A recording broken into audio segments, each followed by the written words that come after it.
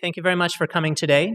We're here to welcome David Kilcullen, author of a new book published by Oxford University Press called The Accidental Guerrilla, Fighting Small Wars in the Midst of a Big One. It's a slightly different topic than we usually address, and I think it'll be fascinating. David Kilcullen is one of the world's leading experts on guerrilla warfare. He has served in every theater of the war on terrorism since September 11th as Special Advisor for Counterinsurgency to Secretary of State Condoleezza Rice, Senior Counterinsurgency Adviser to General David Petraeus in Iraq, and Chief Counter-terrorism Strategist for the U.S. State Department. He's a former Australian Army officer, which will explain his slight accent, with combat experience in Southeast Asia and the Middle East. Please give a Google welcome to David Kilcullen.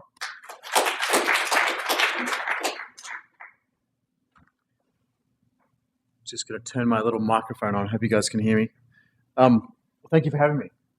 Delighted to be here. What I thought I'd do is just talk briefly, maybe 15, 20 minutes about the book, some of the main ideas in the book, and then throw the floor open and pick up whatever issues you guys want to talk about. Let me start off by telling you where the title comes from. What is the Accidental Guerrilla? And I want to do that by sort of telling you a story which I think illustrates the sort of things we're seeing on the ground in places like Afghanistan and Iraq. But this is a story from Afghanistan.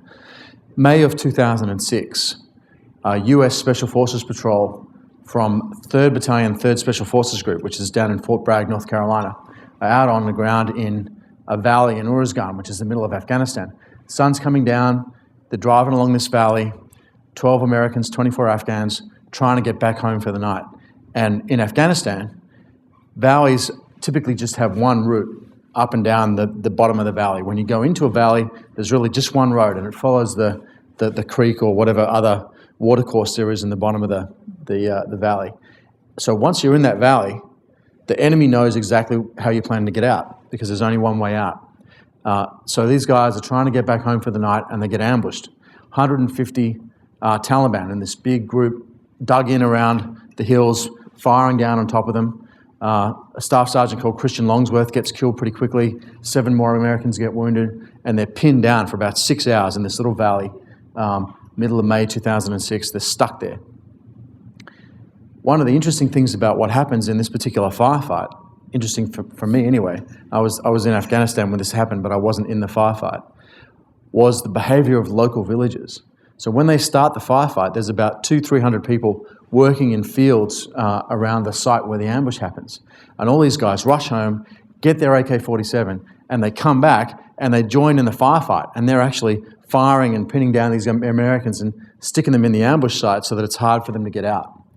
And after the firefight, we went out and we talked to a lot of these guys on the ground.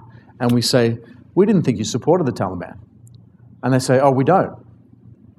And we say, well, how come, you were firing at us last week? And they say, well, firstly, you've got to understand just how boring it is to be a teenager in a valley in central Afghanistan, okay? This firefight that just happened, this is the most exciting thing that's happened in our district for a decade. And so we couldn't just sit it out. It would have been dishonorable for us to sit on the sidelines and let this firefight go down. But when you're going to join in a firefight, you're not going to join in on the side of the infidel foreigner. You're going to join in on the side of the Afghan. So we don't like the Taliban, but if it comes to a fight between you and them, we're fighting on the side of the Afghan. These guys belong to a category of enemy who I call the accidental guerrillas that we're fighting in some parts of the war on terrorism. They're a category of person who doesn't hate the West, is not interested in coming to America to attack us, has no particular desire to impose their way of life on us, but they're fighting us primarily because we're in their face. We turned up in their valley, we turned up in their village, we went in there chasing Al-Qaeda or one of the other terrorist groups, and they're being manipulated by these local groups of extreme radicals, and they're fighting us because, their cousin was killed, or we destroyed one of their friends' villages, or something like that. So what I'm addressing in the book is the fact that, by my estimate, between 90 and 95% of the people that we have ended up fighting since 9/11 are actually not associated directly with Al-Qaeda. They're these accidental guerrillas. Now, there still is a real enemy out there, and there is a globally focused, transnational clique of terrorist organizations that are trying to disrupt the world order, to change the political relationship between the world's Islamic community, the Ummah, and the rest of human society, trying to bring down the power of various states in the Middle East and the United States. But it turns out that that's an extremely small number of people, and they draw most of their power by manipulating and exploiting and mobilizing larger groups of people in all the parts of the world where they operate. In Iraq, for example, where I was, as was mentioned, I was General Petraeus' advisor. When we first turned up in Iraq to do the surge, the war had already been running for 3 years. And we had never actually sat down and done a detailed study of why are these people fighting us. People used to use terms like evildoers. Do you guys remember that? You know, the enemy are evildoers. And we had this term anti-Iraqi forces, right? Which is kind of Orwellian. You know, the enemy are anti-Iraqi forces, but they're Iraqis, right? But so there was this whole like desire to see the enemy as just bad people, basically. And we said, let's actually take a bit of a social science approach to this, and let's try and figure out what is the motivation. Why are these guys fighting us? And so we did a detailed study of all the detainees that we had in custody in Iraq at the start of 2007. And the results were quite amazing. We looked at circumstances at the time of capture, what they said when they were captured, what they said their motivation was, which is a slightly different thing, who they were associated with, a variety of different indicators. The judgment that came out of that, and it was a pretty large N study, the judgment that came out of it was that about 70% of the people that were fighting us were primarily fighting us for economic reasons. About 20% were fighting us because they were part of a dispossessed group in society, like they were a former regime loyalist to Saddam, or they had been part of a Sunni community that was dominant before we arrived and was now dispossessed, or some other reason like that.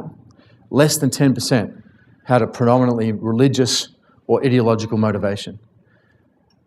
In Afghanistan, I had a conversation with an Afghan provincial leader who said to me a very similar thing, and I actually quoted at the start of the Afghan chapter in the book. He said, 90% of the people that you guys call Taliban are actually tribals. They're fighting you for local self-interest, for tribal interest, or for Pashtun nationalist reasons, not because they're ideologically committed to the Taliban. But he said, they're frightened of the other 10%, the fanatics who are going to cut their head off if they start to try and make peace with you. What we did in Iraq in 2007 was we tried to fix that problem. We tried to isolate and deal with the very, very small number of people who turned out to be irreconcilable. And it was in the hundreds only, while simultaneously trying to win over, co-opt, and break away from that radical group all the other people who were basically just fighting because they'd been backed into a corner and they felt like there was no alternative for them. So you could sort of summarize what we did in Iraq as kill or capture the irreconcilables, co-opt the reconcilables, and try and protect people so that they feel safe enough that they don't have to take up arms and fight each other. They can actually engage in ordinary political discourse. So that's kind of the basic idea of the book, that there's a cycle. And I theorize that it happens in 4 stages, and I have chapters in the book that look at these various case studies. The first stage is what you might call infection. And it turns out that when you look into the details of specific areas where Al-Qaeda, Lashkar-e-Taiba, some of the other terrorist groups have gained a foothold, that terrorist groups tend to be like a toxic byproduct of societal breakdown. Okay? The Taliban got their start in the massive social and economic disruption of the Soviet-Afghan War. Al-Qaeda got its start out of that Afghan war as well. And they exploited that societal breakdown as a means of gaining control of isolated groups. That's kind of the infection stage. The second stage is extending the medical analogy. The second stage is contagion. Once these guys are there, embedded in a traditional society somewhere in the world, it doesn't end there. They actually move out and try and spread their influence, whether it be by the internet or by sponsoring terrorist attacks elsewhere in the world, or by spreading their influence like the Taliban are doing right now in Pakistan into other parts of the country. And of course, if there was no contagion effect, it really would not matter that there's a few cranky guys hiding out in caves in the Hindu Kush, right? Osama bin Laden, is the latest in a long line of people to do exactly the same thing. I can name you 4 or 5 guys who've done exactly the same sorts of things in that part of the world in the last 200 years. The difference is he's got the internet. He's got the ability to reach out. He can talk to people in London or in Paris or in New York City, and he can make things happen. So he's got that contagion effect. The third stage is what I call the intervention stage, where Western powers, or maybe the dominant power in the region, like, again, in the case of Pakistan, the Pakistani government, says, okay, this is unacceptable. We need to do something about this effect. This is what happened to us after 9/11, of course. And they go in there and try and deal with the threat.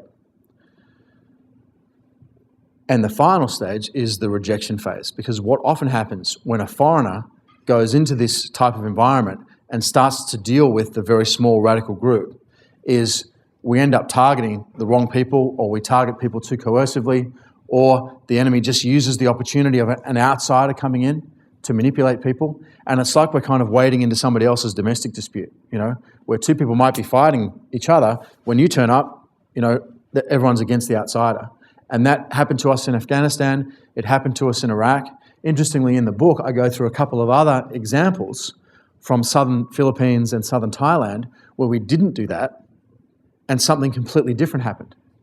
In the south of Thailand, we have this ongoing insurgency by a bunch of groups that are calling themselves an Islamic jihad. But in fact, if you look at the ethnic makeup of Thailand, this is actually an ethnic Malay separatist insurgency. So the southern 3 provinces of Thailand are Malay dominated. The rest of Thailand is ethnic Thai. There are 95% of the Thai population are ethnic Thai Buddhists. The other 5% are Muslims. Out of that 5%, one of the 5% is ethnic Thai Muslims, and the other 4% is ethnic Malay Muslims. So the critical question is, okay, this is supposedly an Islamic jihad. How many ethnic Thai Muslims are in the insurgency? And the answer is none. Okay, they're all Malays. So you may think of it, or you may talk about it when you're a fighter in southern Thailand as a jihad, but actually it's primarily an ethnic thing. Now, Jemaah Islamiyah, which is the Al-Qaeda ally in that part of the world, went to Thailand and said, hey, we want to help you out. We want to be part of this process and make it a true global jihad. You guys get on board with the global strategy. And the local leader of Pula, which is the guerrilla group down there, said, no thanks, we don't want you guys here. We don't want you involved because there's no US troops on the ground in southern Thailand. And if you guys come in and help us, we know the Americans are going to invade and it'll just all spiral out of control. So we've got an example in Thailand where we chose not to intervene, and as a result, extremists haven't been able to come into that environment. Another example was Indonesia, where we never intervened with military force, but we worked always through the Indonesian government, and particularly the police and the civil authorities, to try and help them control their environment. And we've seen JI collapse in popularity in the last 7 or 8 years, to the point where it's got less than a 5% electoral base, and there's a whole section of JI that are now saying, let's give up the terrorist struggle because it's taken us further away from our objectives instead of closer to where we want to be. Let's just become a normal political party. Now, when a terrorist group decides to turn itself into a political party, that's defeat for them. They're no longer a terrorist group.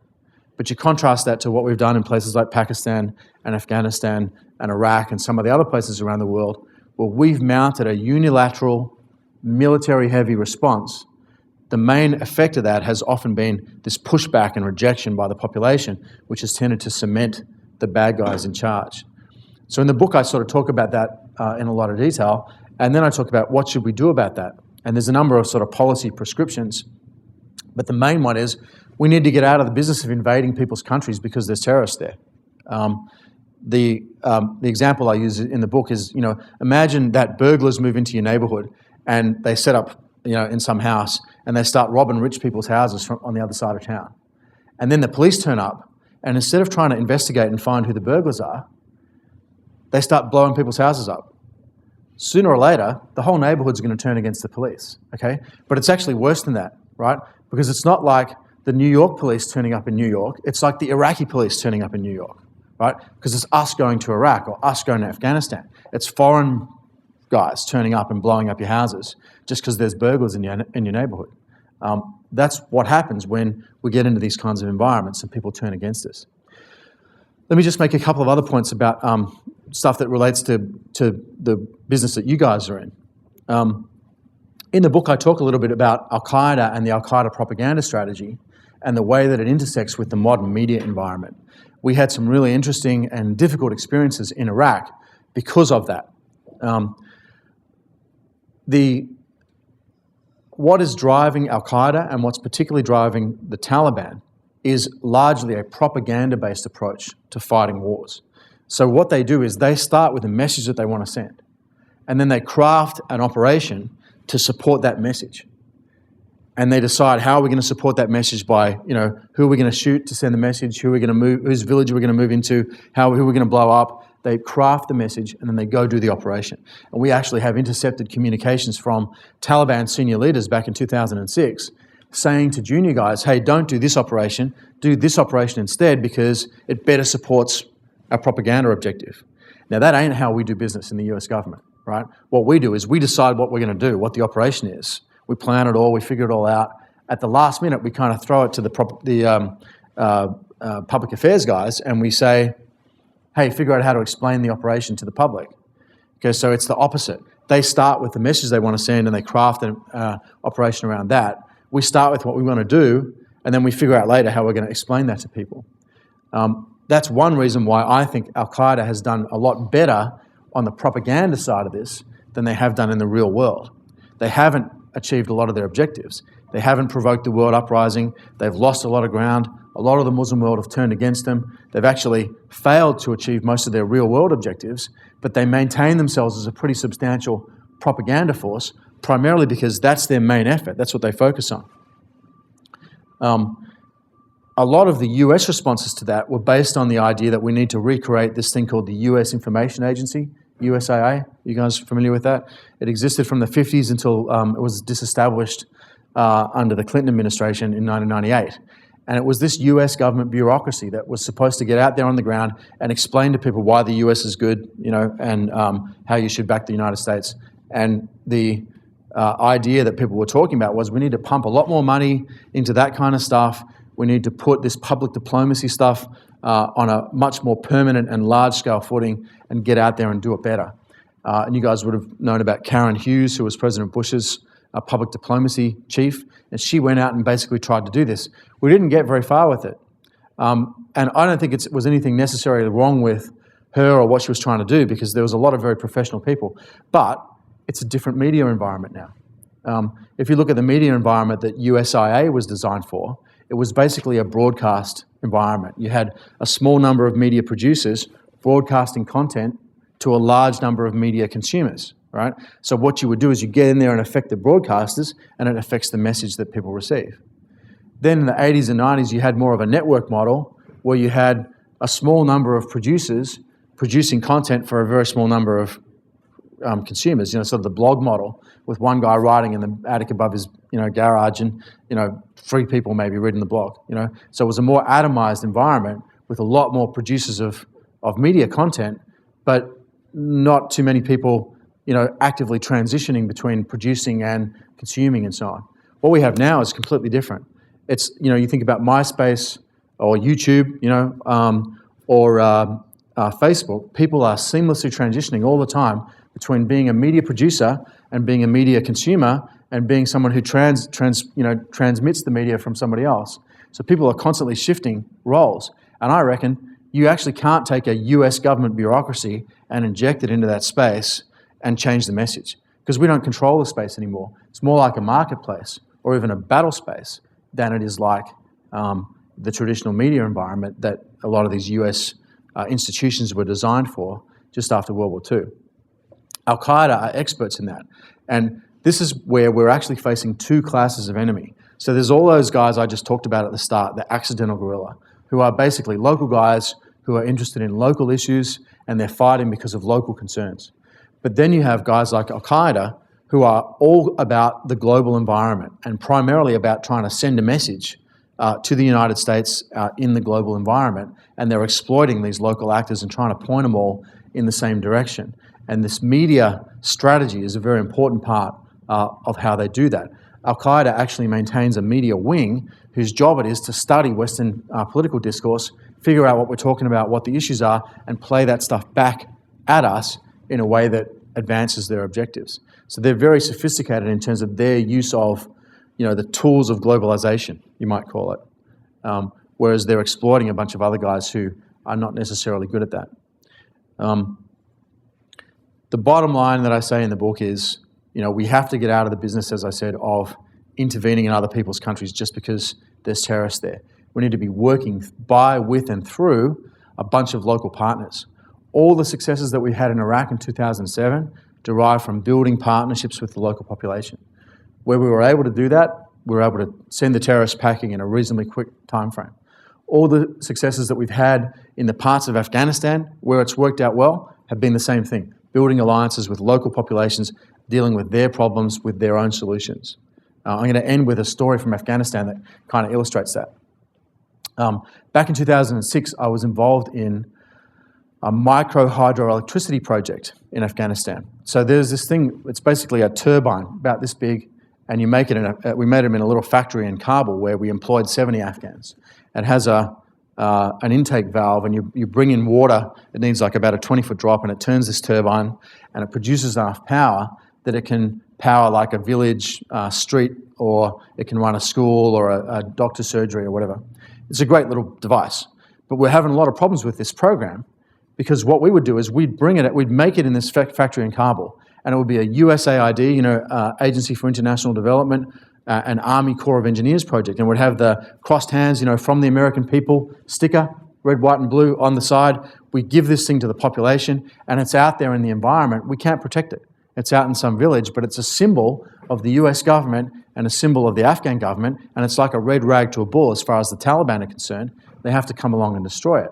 But it was actually worse than that, because when you brought this project into somebody's village, the first thing they would say would be, well, whose land is this thing going to go on? Because whoever takes the thing is going to have to give up some of their crop land. So we'd have to answer and deal with that problem. And then they'd say, okay, well, whose irrigation water is going to be diverted from their fields to run the thing? We'd have to answer all that. And then they'd say, well, there's only enough power here to fund, 1 or 2 streets worth of lights, but there's 5 streets in the village, so who's going to miss out? And we'd have to handle all those sorts of issues. So then finally, after we handle all this stuff, it's out on the ground. It lasts about typically 2 weeks, and the Taliban come along and blow it up.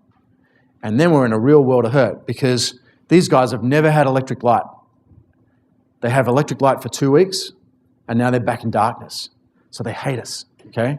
They're like, somebody blew up your power plant, give us another one. And you have to give them another one, because if you don't, they've been flying first class for 2 weeks, now they're back in coach, can't go back, and they are upset. So you have to give them another one. And then after another 2 weeks, Taliban comes along and blows it up, and you're back where you started. But it was actually worse than that, because after a little while, the Taliban got smart, and instead of blowing these things up, they would just steal them. So we were actually providing hydroelectric power to the Taliban. It was the Taliban hydroelectricity program. And there was a period there at the end of 2006 where we moved into this area called Nuristan in northeastern Afghanistan, where the coalition had never been before. And I can remember I'm looking at some pictures from the air, not Google Earth, but kind of similar. And I'm zooming in, looking at, these valleys in Nuristan, and I see this thing, and I'm like, what is that? Is that a vehicle? And so we zoom up close to sort of magnification, and the guy sitting next to me is like, no, I think it's a heavy weapon system. I'm like, okay, we're zooming in. It's a Taliban base area that we're looking at. We get close enough magnification, I'm like, God damn it, it's one of our hydro plants, okay? We have actually provided electrification to the Taliban cave system up in Nuristan using our project. Now, the illustrative thing is how we got out of doing that and fixed the project. And this was, counterintuitive to some people who say, we've just got to do better. We've got to pour money into this. We've got to be, smarter about it. What we did was we just got the hell out of the way. Okay, so instead of building it and giving it to them as a gift, we just subsidized the factory in Kabul, and we set the price carefully so that an individual Afghan couldn't afford it, but a village could. And then we went out and ran just a straight commercial advertising program. And we said, hey, you know what? There's this factory in Kabul that makes these great little micro hydro plants. You should get one. And they'd be like, okay. And if they felt like doing it, they'd have to get a bunch of investors together because they didn't have the money individually. So they'd pull together 4 or 5 people in the village, pool their funds, go off to Kabul, drive 2 or 3 days to get there, bumpy roads, buy the thing, bring it all back, And then those guys have to answer all these questions about whose land gets used and whose water gets used and who gets the power. And what you have is actually the beginnings of local government, because you've got the more important people in the village making decisions about group resources and working with the population to figure out what to do. When it's finally in place and the Taliban comes along to deal with the stealing of the hydro plant or blow it up, the villagers say, what are you doing? How come you're taking our power plant that we paid money for? And the villagers reject the Taliban. So actually we fixed the whole project just by getting the hell out of the way and turning it from an aid project into a straight commercial, locally owned, non-government, locally derived approach to dealing with their own problems. To me, that kind of symbolizes some of the lessons that we've come up with since 9/11, which we started as a very military-led, kick doors down, shoot bad guys kind of approach. And we found through a lot of experience over time that actually that stuff's important, but it's not the most important thing. Most important thing is getting buy-in from the local population, building those relationships, and allowing those guys that I describe as accidental guerrillas to figure out that the choice is not between Osama bin Laden and the West. The choice is between, are you going to waste your life in the jihad, or are you going to do something with your life and sort of, go to law school, get a better job, all those sorts of things. It's a completely different set of choices. And most of our military power is irrelevant to that.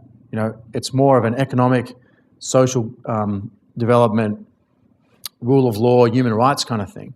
And the military is basically just there to protect those guys who are doing that work and stop people from getting kidnapped or killed in the process of doing that. Completely different approach. Let me stop there because I talked for quite a while and throw it open and pick up whatever issues you guys want to talk about. Who wants to go first? Okay. So you mentioned that 70% of the people that had been captured were motivated by economic means. You also mentioned that one of the steps taken to stop this, accidental guerrilla insurgency was to create these alliances with these different groups. Can you explain what you mean by that? What kind of alliances are being created, and what kind of economic incentives, what other tools are used to produce? That's a really good question. So you got to remember a little bit of the history of this. In February of 2006, there was this huge bombing in Samarra, which is a pilgrimage town just north of Baghdad, which destroyed a Shia mosque called the Askaria Shrine. Very, very important mosque in Shia Islam. And it created basically a sectarian civil war between the Shia majority and the Sunni minority in Iraq. And Shia were out there, death squads, killing Sunni in revenge for this attack. The Sunni community felt under threat. And Al-Qaeda came in and basically presented themselves to the Sunni community, and they said, we're the only thing that stands between you guys and oblivion. We'll fight back against the Shia. So you had this cycle of violence where the Shia are attacking the Sunni community, Al-Qaeda's fighting back on the Shia, makes the Shia more upset, and there's this cycle that's running. Now, I talked about manipulation. The guys that did the Samarra bombing was Al-Qaeda, right? So they started the whole thing deliberately so they could create this cycle of violence and exploit fear within the Sunni community. During that period, the US was kind of backing out of Iraq. We had this policy of sitting in these super forward operating bases outside the cities, not getting in because we thought we just need to transition out. We figured out that we couldn't afford to do that.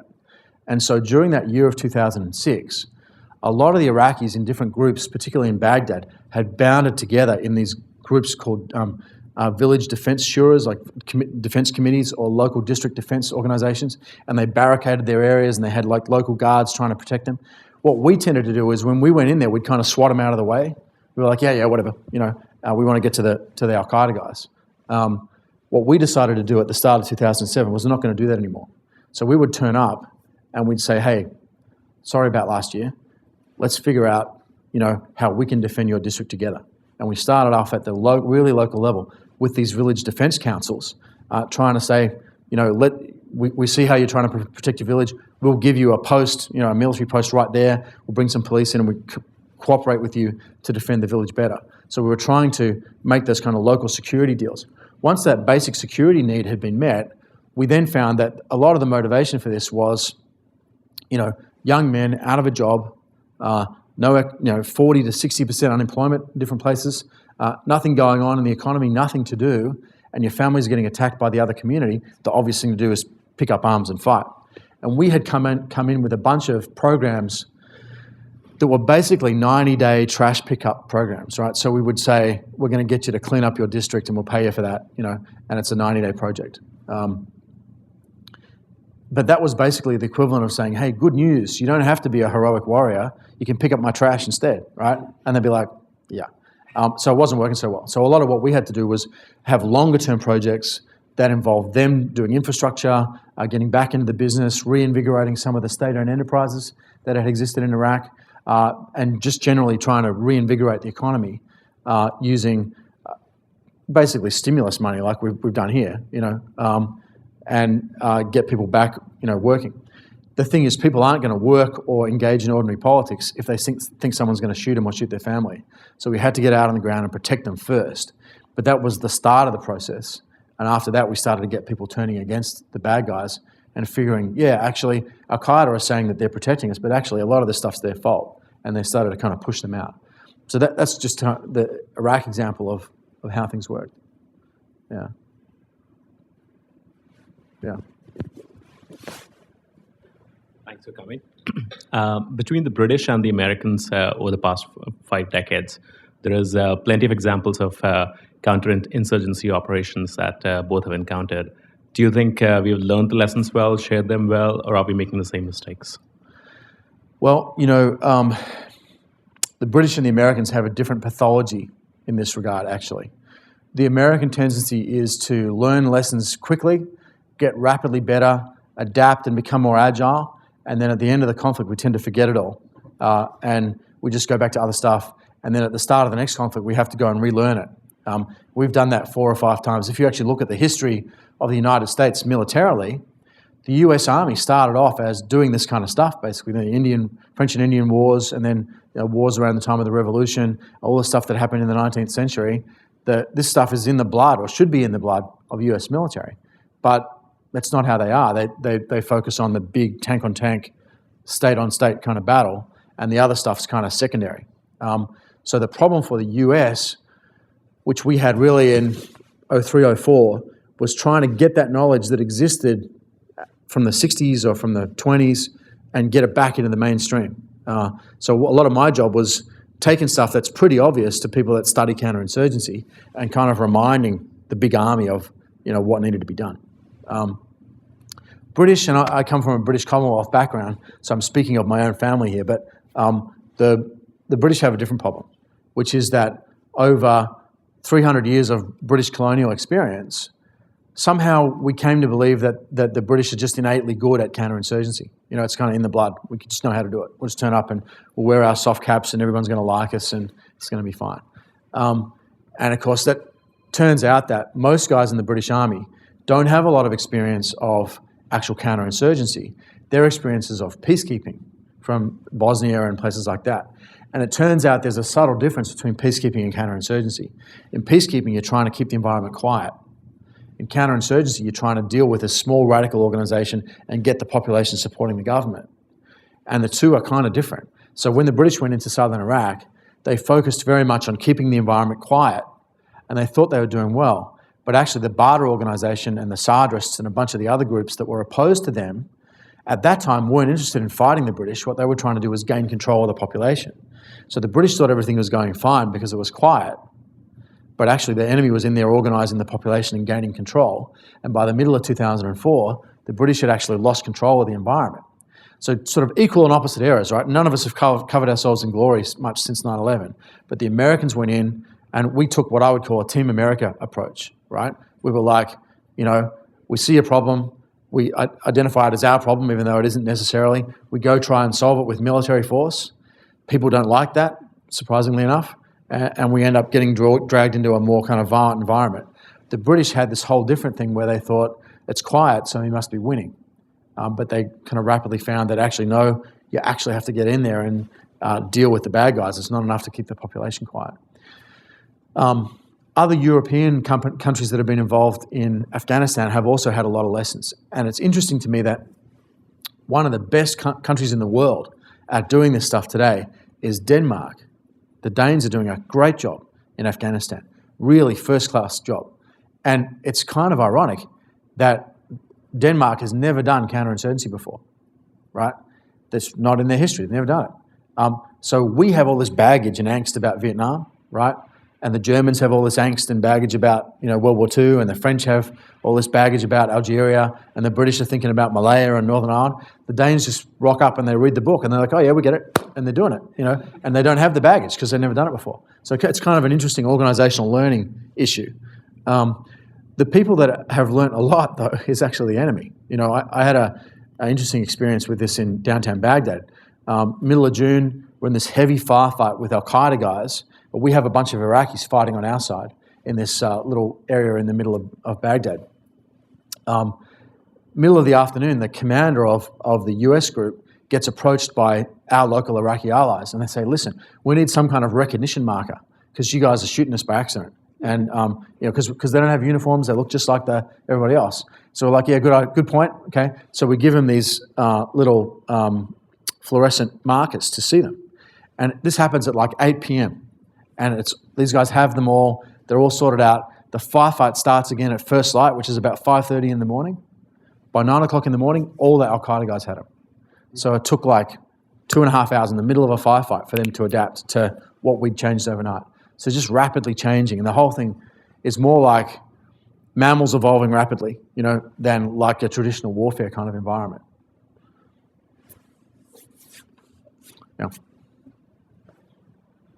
What are we doing about our language problem? I know when we started this war, we had almost nobody in the military who spoke the languages, which makes you really stupid. So what are we doing about that now? That's one of the areas that we've done a lot on. There's now several thousand people qualified in all the relevant languages, and the Defense Language Institute, which is in Monterey in California, has rapidly expanded what it's been doing in language training to the point where we're actually doing reasonably well generating numbers of linguists.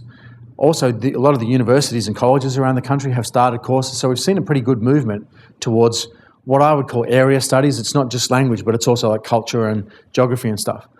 But I think the biggest thing that we've done is none of that, actually. It was to adopt a partnering model, working with local partners on the ground. So in 05-06 in Iraq, we tended to go out by ourselves, okay? And it's really hard when you don't speak the language and you're not from there, and you're living in a forward operating base outside of town to figure out who's who, right? And the locals never see you. It's just like, you're on the street in New York City and you see a policeman walk past, right? You see the guy once in your life. You're never going to see that same copper again, right? So it's like, whatever, he's just a face, not a name. That's what an Afghan guy said to me. We changed that by creating a partnering model where we always had a US military unit next to an Afghan or Iraqi military unit next to a police unit. So that you always had a policeman, a local military guy, and a coalition guy. And that actually improves the performance of all three because we don't any longer have to sort of feel our way like a blind man in the environment. You got a guy who's from there standing next to you, and he's like, this is what she said, this guy's not from here, he's got that kind of local knowledge that you don't have. What we give them is the intelligence feed and the firepower and mobility and all the things they need to operate better. And we also give them an example of how to do it better so they can see what the sort of latest best practices, and the military guys rapidly get better. The local police also improve in terms of what they're doing partly because they've got military guys to protect them so they can focus on the policing, but also because a lot of these local police forces are paid not very much money. They make most of their money by, skimming it off the population through bribery and corruption. And that alienates people and makes them upset. When you've got a military guy standing next to you, he's like, what are you doing, man? How come you're taking that money from that person? How come you beat up that old lady? And it's like, oh, okay. So the police have to adopt a slightly different approach. So what we found in Iraq was once we partnered our military with the Iraqi military, with the Iraqi police, the performance of all three got better. That's what we need to be doing in Afghanistan as well. So I guess two things. One is getting better ourselves at understanding the environment. And the other thing is figuring out that however good you are at it, you could take an American who doesn't have a background in Arabic, and the guy could do nothing but Arabic language study for a decade, and he's still going to speak Arabic like an Iraqi 10-year-old, right? Why not just get an Iraqi, Iraqi adult, and work with those? So that's kind of the approach that we took. Yeah. You mentioned Afghanistan a few times. So our focus is sort of shifting to that region right now. So how different or similar is it to the kind of conflict that we had in Iraq? And are we doing anything differently over there now? Yeah, there's a lot of differences between Afghanistan and Iraq. There's also some pretty interesting similarities.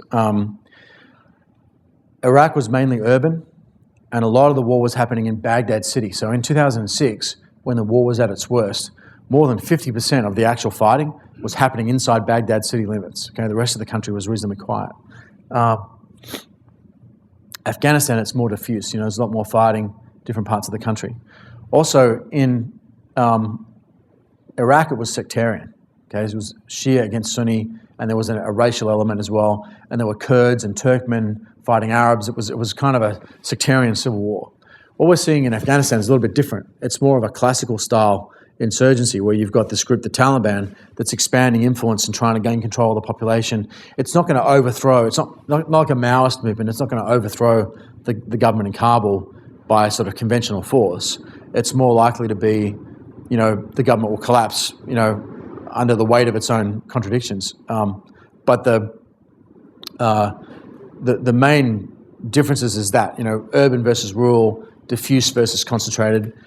The similarities, though, are, again, in Afghanistan, like in Iraq, we have gone out on the ground and chased the bad guys around and tried to kill them instead of trying to protect the population and make them feel safe. And the lesson from Iraq is you've got to make people feel safe, because if they don't feel safe, they'll turn to whoever can provide them that feeling of security. And if it's not you, it's going to be the enemy. And that's what happened in Iraq. That's what's happening now in Afghanistan. So we need to focus on that part of the problem of making people feel safe. The techniques that we use will probably be different, because it's a different kind of environment, but the principle is very much the same. Oh, sorry, one other point. In Afghanistan, you've got this huge drug issue, right? You've got the big counter-narcotics stuff, which wasn't a problem for us in Iraq. And that doesn't intersect well with what we've been trying to do in terms of counterinsurgency. For this year, I think it's less important to be doing the counter-narcotics, because most of the narcotics grown in Afghanistan now is in enemy-controlled areas.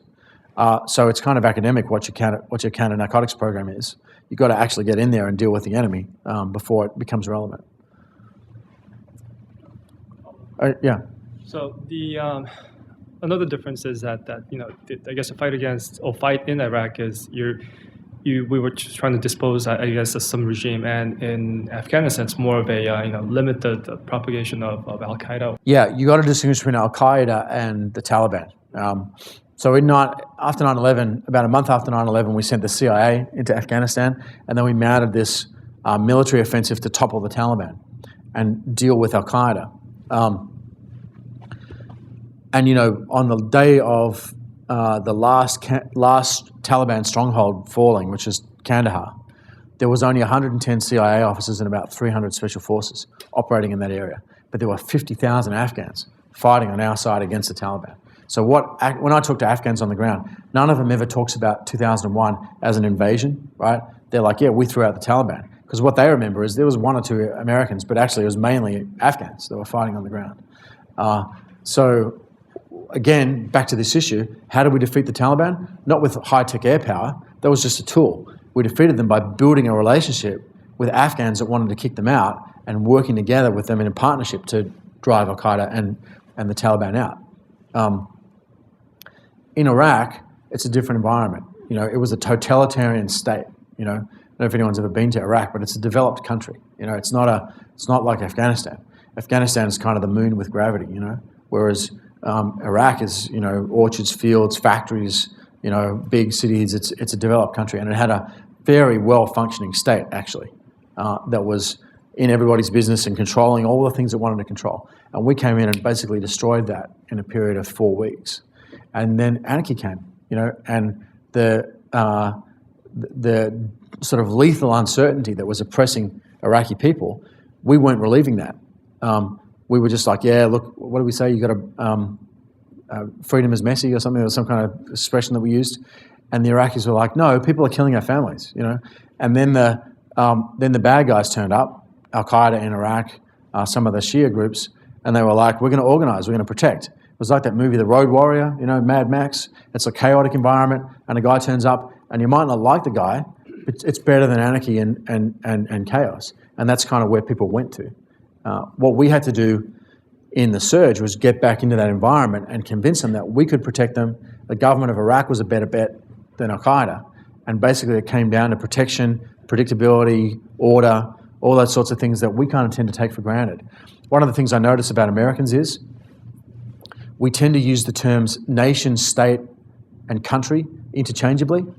We talk about Washington as the national capital, right? Lots of parts of the world you can't do that. You know, the nation is not the same thing as the state in Kurdistan, right? The state is not the same thing as the country if you're a Pashtun. You know, so we kind of go in there and we think about government in our own terms. You know, I had a conversation with an Iraqi once, and the guy said, look, you got to understand that if you're a 45-year-old Iraqi in 2005, you lived the first 43 years of your life in an environment where you couldn't trust a word the government said. So it's hard for people to see the government as being on their side and wanting to protect them when that's kind of how they grew up. I had a lot of Iraqis tell me Iraq needs a strong man, you know, it doesn't need democracy, because they can't conceive, or they could not then conceive of how democracy would work in a way that would meet their needs. So part of it's like people have been traumatized. You know, in Afghanistan, they were traumatized by 25 years of chaos and warfare. In Iraq, they were traumatized by basically being abused, you know, by this dictatorship for 20 years. So it's taken them a while to kind of get out of that. And I think we went in with a kind of a quick fix solution. And you know, this stuff takes time. You got to let people feel that the environment's changed before they're willing to shift. Yeah. So just a follow-up to that. So you were talking before about different tribes or clans sort of fighting for local power. And you also spoke about the military trying to alleviate concerns about different groups sort of fighting for a local dominance. How does the military's goal ever brush up against, let's say, the national government's goal, if I can use that word? Yeah, absolutely. Here? I mean, that's another really good question, because we went into Iraq particularly with the desire of creating a strong, functioning central government, right, and building like a Western-style state where the state controls things and makes things happen. And we found that wasn't working, and that we were losing the war, and we had to go with more of a bottom-up approach, where we went to civil society, not just tribes, but districts and, you know, communities, and say, hey, we're going to partner with you and solve this problem. And to a certain extent, that took us away from our original objective of building a strong Iraqi state. Now, we did that because we really had no choice, right? The alternative in 2007 was basically mass bloodshed. And I don't know if you guys remember this, but in the second half of 2006, 120 to 150 Iraqi civilians were being killed by Al-Qaeda or the Shia guys every night. You know, several thousand dead civilians every week. You know, a 9/11 from Monday to Friday every week. You know, and we got it to the point where it's like 1 or 2 a night now. You know, so there was a real violence in the environment that we just had to tamp down before anything else could become possible. But in the process of doing that, we had to make some tough decisions, and one of them was backing the Iraqi government to do this on its own is not working for us. We need to make some changes. In Afghanistan, it's kind of a different environment. We actually started off with a very secure environment and a government that was pretty popular. And Hamid Karzai still has a pretty high popularity rating, actually. It's about the same level as Barack Obama, even though people talk about how he's unpopular. He's actually pretty popular in Afghanistan. It's just that's off a high, like he's coming down off a very high base. It was like 80% popular 3-4 years ago. Now it's much down, and the economy's bad, and people feel like the Taliban are coming back, and they're like, it's not that they like the Taliban, they just feel like we're the losing side, so why stick with us? You know, we got to protect our people. A lot of families in Afghanistan have one son fighting with the government and another son fighting with the Taliban. Right? It's a hedging strategy at the village level. You know.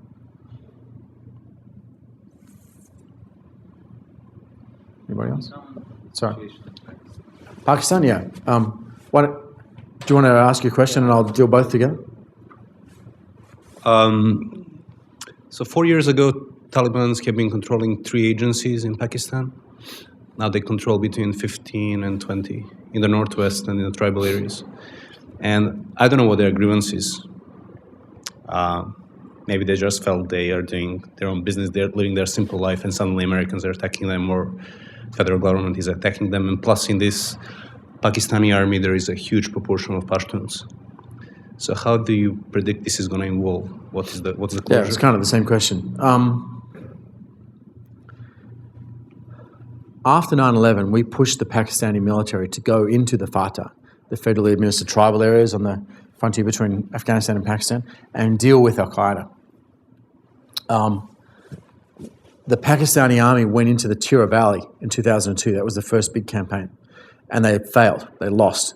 And they were defeated by the militants, and they had to sign a peace deal called the Shakai Agreement to basically back out of, the mess that they created in that initial campaign. And you've got to think about the background of this. The FATA was and is governed under a thing called the Frontier Crimes Regulations, which was set up by the British in the 1850s and last amended in like 1901.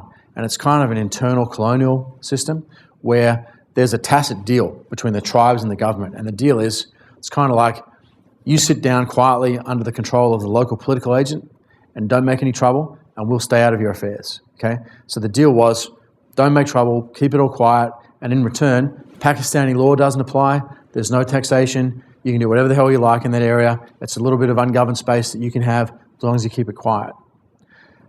The sanction that underpinned that was the army, right? Because the unstated rule was, and if you don't sit down quietly, we're going to come in and kick your ass at the military.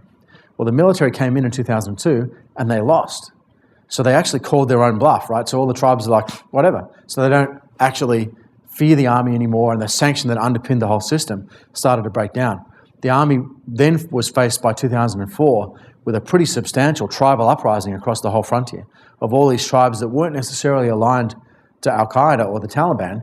They just didn't like that Pakistani army turning up and bombing them or, running tanks down the road, that kind of stuff. And they were fighting back based on just get the hell out of our affairs. But then that started to get exploited by groups like Baitullah Masood's Tehrik-e-Taliban Pakistan, the Pakistan Taliban movement, TNSM, which is a movement for the restoration of Sharia law, a bunch of other groups started to basically manipulate that popular backlash against the government. This is exactly what I'm talking about as the accidental guerrilla syndrome. They started to manipulate that and spread violence. We did not help, okay? We gave a lot of assistance to the Pakistani military, which it used on conventional warfighting capability rather than on things to protect the people, and that just made the situation worse. But we've seen basically the Taliban go from being in about the 3 middle agencies of the FATA, which is 7 agencies, to now controlling about 2/3 of the Northwest Frontier Province, and 60 suicide attacks in Pakistan in big capital city, Lahore, Islamabad, a couple of other places in the last year, 60 the year before that. We've seen hundreds of Pakistani civilians killed in terrorist attacks in like the main part of Pakistan. So it's spread out now to the point where the whole country's at risk. It's a classic example of the accidental guerrilla syndrome run riot to the point where it's actually going to destroy the whole state. And we talk about like what can we do to make people feel better in the FATA. In the book, I actually quote from Winston Churchill. And there's a village in the FATA called Damadola. And we actually launched a predator strike on that village in January of 2006, trying to kill Ayman al-Zawahiri, the number 2 in Al-Qaeda. And I quote in the book from Churchill, who was operating in that same part of Pakistan, which was then India, in 1897, so 110 years before that. And he talks about how they went into this environment and there was this big backlash against them from the locals who were being manipulated by these religious zealots. They fought these guys, and eventually they fought them to a standstill, but the only way they could pacify the area was to destroy a bunch of these villages. And they ended up blowing up a bunch of villages. And one of the villages that they blew up was Damadola, right? And if you look at the history of Damadola from the 1890s to now, turns out that Western powers have been coming in and periodically blowing these people up every 10 years or so since the 19th century. And so it's just not that easy to go in there and have some little hearts and minds program and win them over and build them a hydro plant and they're going to like us. It's a much deeper and more difficult problem than that. It's also ingrained into the nature of the Pakistani state, which is a real problem for when we're trying to work with the Pakistanis to resolve the problem. So I don't have any sort of specific, what should happen in Pakistan. I think we don't have a lot of control in Pakistan and the situation is rapidly getting worse. And I'll just end with a couple of data points. The population of Iraq is about 32 million. Population of Afghanistan is about 29 to 30 million. Hasn't been a census for a while, so it could be a little bit higher than that. If you took both those countries and smashed them together, they add up to about 1/3 the size of Pakistan. Pakistan's 173 million people, and it has more than 100 nuclear weapons and an army bigger than the US Army. So if that country goes down, that's a problem that would dwarf anything we've seen to date, including 9/11. So that's what keeps me awake at night, actually, not Afghanistan or Iraq. That's kind of a little problem over here. The big issue is is Pakistan right now. So you mentioned that a lot of the people who fight U.S. are motivated by economic conditions or because a stranger came to their valley and there's someone to fight, essentially. But these were those 70% or so. But there are also people, obviously, which are fighting U.S. And would fight U.S. even if it didn't come to their country or didn't come to their valley. So I wonder if you have any insight about their motivation. Why is U.S. the grand enemy as opposed to, say, Western Europe? Yeah. Well, Al-Qaeda, and again, I quote from this in the book, but Osama bin Laden made a very interesting statement in November 2004 about Al-Qaeda strategy. And he said, a lot of people are asking, what's our strategy? Well, I'm here to tell you, this is the Al-Qaeda strategy. He said, we are trying to exhaust and bankrupt the United States. And he says, all that we've done has, I'm quoting verbatim, all that we've done has shown how easy it is to provoke and bait this US administration. All we have to do is send 2 Mujahideen to the furthest point east with a flag on which is written the words Al-Qaeda, and the Americans will panic and send an army and a general there to engage in warfare, and they'll lose money, they'll suffer casualties, and they'll lose political credibility, and then we just have to do it again. Okay, so their kind of idea is we send a small organization over here to provoke a fight. The Americans have to rush over there like the fire brigade, Then we keep on doing that to the point where the Americans run out of money, they run out of political will, and they can't engage in any more of these interventions. And then America will withdraw exhausted from the Middle East. And all these countries like Egypt and Jordan and Saudi Arabia that are propped up by US support will collapse, and we will inherit control. That's the Al-Qaeda strategy that bin Laden outlined. Now, it's quite possible that what he said in that speech was kind of an ex post facto justification of what they've been doing, right? Not necessarily a conscious, deliberately articulated strategy, because there's a lot of different strategies within Al-Qaeda, a lot of different factions. But actually looking at what's happened since then, I think there's a certain amount of validity to it. And if your enemy's strategy is to soak you up in a series of unsustainable interventions, I would say the appropriate way to deal with that is not to engage in a series of big interventions, right? You need to figure out how to do it at a much lower cost in blood, money, political capital to make it happen. The motivation of Al-Qaeda itself grew out of the Soviet-Afghan war and then what followed in the 1990s in Saudi Arabia. So there was about 25,000 Arabs fighting in Afghanistan during the Soviet-Afghan war. Some of those guys went back to Afghanistan, went back to Iraq, to Saudi, and Osama bin Laden was one of those guys. When Saddam Hussein invaded Kuwait in 1990, and we fought the first Gulf War in 1991, Osama bin Laden approached the Saudi authorities and he said, hey, we'll help you out, we'll defend Kuwait, we'll fight back. And the Saudi authorities were like, no thanks, we got it, and they brought in the US military. And that deeply offended bin Laden because it's the country of the 2 holy places, Mecca and Medina, and it's not appropriate for infidels to be there in large numbers in Saudi Arabia. And his pushback throughout most of the 1990s, his big grievance was against the Saudi regime for tolerating American presence in Saudi Arabia. That was the big kind of grievance, along with Palestine, Kashmir, and a couple other things that they used to talk about before 9/11. In the lead up to 9/11, they had this big debate about strategy, and Osama bin Laden's faction kind of won out. And the aim of 9/11, as far as we can work it out, was to provoke a massive US backlash, which would then alienate the world's Muslim population and provoke this kind of worldwide uprising, which Al-Qaeda would lead, and then basically overthrow the states which Al-Qaeda didn't support in the Middle East. That obviously never happened. So they had to come up with a new strategy, and this exhaustion strategy seems to be the one that they came up with. So yeah, that's kind of the Al-Qaeda approach. It's a bit of a mistake to think of the Al-Qaeda guys as just crazed psychopaths. They're actually highly rational, and they think about this stuff in a very strategic kind of way.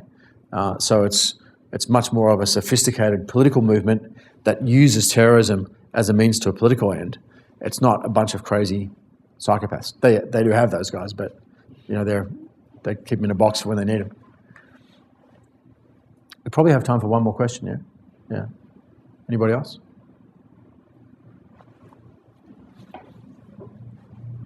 Just out of personal curiosity, the other big power in that region is India. And what has been India's role? We don't see a lot of press about that, but I'm sure India has a lot of strategic interest in how Afghanistan and definitely Pakistan shape out. Yeah, well, Karzai, the president of Afghanistan, spent a lot of time in India growing up, and the Indians have had a lot of influence on what's developed in Afghanistan. A lot of the road projects and construction projects in Afghanistan are funded by the Indian government or run by Indian contractors and construction companies.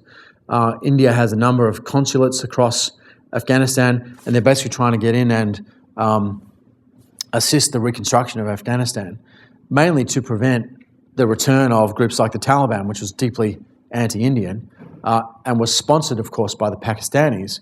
And the Pakistanis have this long tradition of training, sponsoring, and launching local religious radical groups as kind of a counterweight to India, so that Lashkar-e-Taiba was their group that they trained for Kashmir. After Musharraf called a truce in Kashmir, they pulled Lashkar-e-Taiba back. Some of those guys came into Afghanistan, but that was the same group that did the Mumbai bombing and Mumbai attack in November last year on India. The Indians, I don't think, want to fight Pakistan. They've got bigger fish to fry. They're worried about Silicon Valley, right? They're worried about the global economy. They've got a whole other bunch of things that they're concerned about. But Pakistan is kind of defined by opposition to India. That's kind of part of the idea of Pakistan right from the start of the Pakistani state. So that it's hard for those guys to deal with each other in a way that's not confrontational. India has got a lot of Muslims, right? There's 165 million Muslims in India, so almost the size of Pakistan. And it has its own internal sectarian issues and law and order issues, and there's actually about 20 different insurgencies going on across India right now. Not everything the Indians have done has been done the right way, but it's a large democracy that's handling some really complex problems and is stable and is not in any danger of collapse. So I think that the problem isn't India. The problem that we have to deal with mainly is Pakistan, because it has this very destabilizing effect across the region.